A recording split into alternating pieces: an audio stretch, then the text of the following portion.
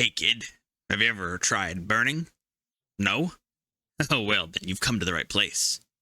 In Genshin Impact, burning is a reaction between pyro and dendro, which deals pyro damage over time. But how do we maximize this damage with stats, builds, teams, and rotations? First and foremost, it's important to understand how burning deals damage and how to buff it. As a transformative reaction, the attack stat totally doesn't matter, so you want to maximize your elemental mastery, as that's the only stat that this reaction scales from. Like other transformative reactions, it can't crit, unless of course you're using C2 Nahida, so keep that in mind. There is one special characteristic to the burning reaction: ownership. All reactions scale based on the triggering character stats, but in burning's case, it's basically the last character to apply either pyro or dendro that takes ownership of the reaction, even if it was ongoing from before. This then changes the damage to be based off of the new owner's elemental mastery stat, but this can cause a massive DPS loss if you accidentally take ownership of the reaction with a character that's not built for it. So now let's get into how to maximize your burning damage. The first thing we have to cover here is uptime. Not all dendro characters are good for burning reactions.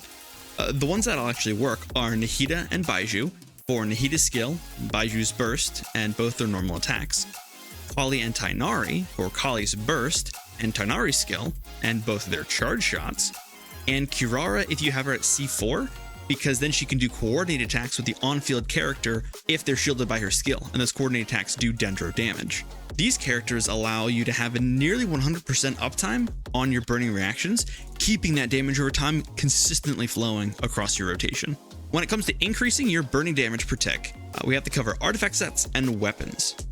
For your artifact sets, on the one who's usually the owner, you want to build them obviously into elemental mastery. So 2-piece Gilded Dreams and 2-piece Flower of Paradise Lost, as each one gives 80 elemental mastery for a bonus total of 160.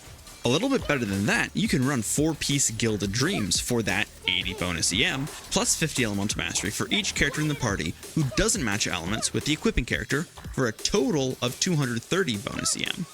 Another artifact set you could look into is Crimson Witch, as the 4-piece bonus increases the total burning damage per tick by 40%, and this could work on any character who's taking ownership of the reaction, not just pyro characters. As we already mentioned, attack doesn't matter overall, and as it turns out, neither does pyro damage bonus, so for your goblet, you're going to want to stick to elemental mastery. When it comes to which artifacts to use on supports, you're going to mainly be looking at Viridis and Venerer for that 40% pyro resistance reduction. Now, that's the cap. Any resistance that's reduced down past 0 is halved, so realistically you're not looking at a 40% damage increase, but you still get something. An artifact set to avoid is Archaic Petra, since the 4-piece set bonus increases pyro damage, but again, it's pyro damage bonus, so that doesn't matter here at all. For weapons, we won't get too far into specifics because anything with an EM substat will help increase your damage, but I do have to pick out Dragon's Bane. It does have an EM substat, and it also says that it increases damage to enemies affected by pyro, but testing shows that this doesn't apply to burning either. Now that you know how to fine-tune your damage and character builds, now let's talk about situational combat and rotations. There's only a couple of situations that you run into. You're fighting a solo enemy, or you're fighting multiple enemies. Solo enemy is pretty straightforward. You just want to maintain the auras throughout your rotation. Just keep them up, keep them going, continue that burning damage. It gets a little bit more complicated when you're facing multiple enemies, because you really need grouping and wide AoE or repeated application, especially for dendro, usually best from Nahida, Baizhu, Tighnari, or Kali like we covered before. Regardless of how many enemies you're up against, there's one thing that you need to be aware of. A burning enemy deals ticks of pyro damage to anyone close to them, friend or foe. So make sure to keep an eye on your character's HP if they don't have a shield. This complicates using melee characters who take ownership of those burning reactions, like Alhaitham, Kaveh, Hu Tao, Arlecchino, and others. Not recommending you actually use them, but in case you do, just keep it in mind. When it comes to rotations, there's 3 different situations here. The first one, the one I don't recommend, is when you have a pyro character taking ownership with dendro support. This needs a lot of maintenance to make sure burning is constantly going. So you have to make sure you're rotating back through your dendro characters to really keep up that application. Some things that can help you out here are Nahida's skill when there's a bunch of enemies around, Baishu's burst that kind of ripples down and reapplies, Tighnari's skill and Kali's burst that reapply themselves while they're off field, Kirara's C4 and his coordinated attacks dealing dendro damage like we discussed before, and fifth, and kind of new here, Yao Yao's skill, because she can be off field while you're doing it. Now, if you're going to be reapplying Pyro, you're going to run into problems with ownership switching between the two characters. You could build them both into EM, that's totally an option, but just letting you know that's on the table. What I would recommend is that you have a Dendro character own that burning reaction and use your Pyro characters for support.